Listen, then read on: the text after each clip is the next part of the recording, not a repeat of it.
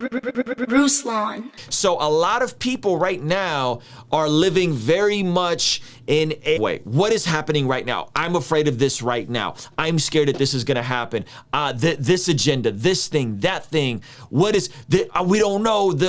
Everything is getting crazy. Oh my gosh, right? And the expectation for us is the same, regardless of what's happening out there. And when we live life with a wisdom, our eternal context has a practical implication to our todays, and our todays aren't just measured in our todays, but they're measured in years and decades, and we're thinking generationally. It changes how we approach life because we're not just living for the moment. We're not just afraid by the latest media story. We're not just afraid of what's happening and who's doing what agenda, blah, blah, blah, and freaking out. And so there's this passage, I've talked to you guys about it a lot in the last coming weeks, and it's from Jeremiah chapter 29. Everybody goes to Jeremiah chapter 29:11. I know the plans I have for you, plans to prosper you. They miss the fact that that's actually 70 years in the future. And in the context, this is written to the children of God who are in exile, who are captive by the Babylonians. And God has very specific advice for them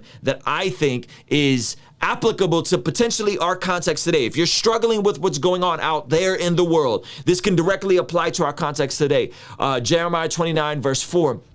This is what the Lord Almighty, the God of Israel, says to all those carried into exile from Jerusalem to Babylon. So this is what he's saying to those exiled. They're living in enemy territory, okay? Remember this story of Shadrach, Meshach, and Abednego. Remember the story of Daniel. This is who he's writing to. These are people that have had their identities taken. They've been given other identities. Their names have been changed. They try to change their diet. They try to change their customs. And he's saying, listen, all of you guys that are living in exile, here's what God says to you. Build houses and settle down. Plant gardens and eat what they produce, marry and have sons and daughters, find wives for your sons and give your daughters in marriage so that they too may have sons and daughters. Increase in number there, do not decrease. Also, seek the peace and prosperity of the city to which I've carried you into exile. Pray to the Lord for it, because if it prospers, you too will prosper.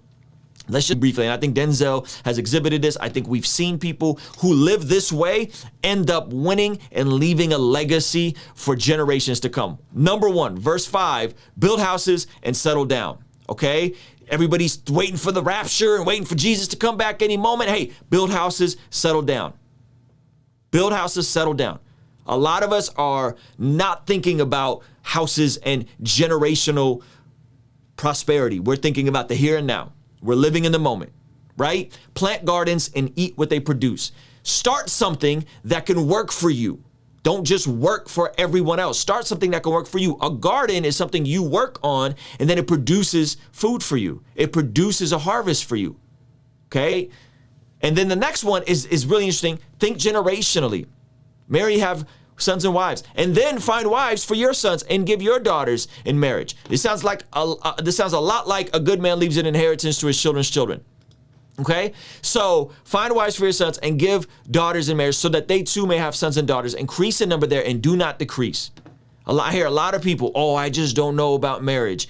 I just don't know about family. I just don't know about kids. Well, if you're afraid of the world out there, the best way we could change the world is by creating more godly offspring, right? Verse 7, and then this is the most interesting to me. This by far is the most interesting, and it is the most challenging, I think, for us as followers of Jesus. Also seek the peace and prosperity of the city to which I have carried you into exile. What? That makes no sense. Seek the peace and prosperity of the city to which I have carried you into exile. Why would God tell me to seek the peace and prosperity in a city that is hostile towards me? That makes no sense. And then, but it goes on to say, pray to the Lord for it, because if it prospers, you too will prosper.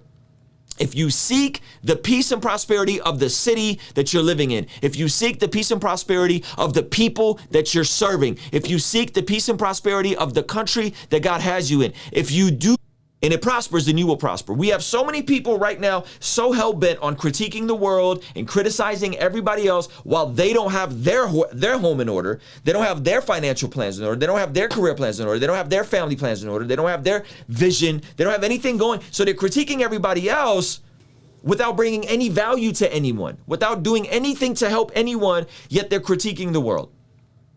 Seek the peace and prosperity of where I've sent you into exile. So let's just think worst possible scenario that, oh my gosh, everything is going terrible. World's going to hell in a handbasket. America's bad. It's Babylon all over again. Well, how did the children of Israel carry themselves when they were in Babylon? The way a lot of us are carrying ourselves? Or did they take their values and the values that were instilled in them, the disciplines, the work ethic, the vision, the identity, and they maintain that despite the world around them. And because of that, you see Daniel, Shadrach, Meshach, and Abednego, yes, going through some persecution, but ultimately winning the favor of the king over. And I think Denzel is an example of that. And as he has gone on, he's become more and more and more and more bold and outspoken about his faith. So I think this is a beautiful parallel for a lot of us to look at and say, man, there's a lot here.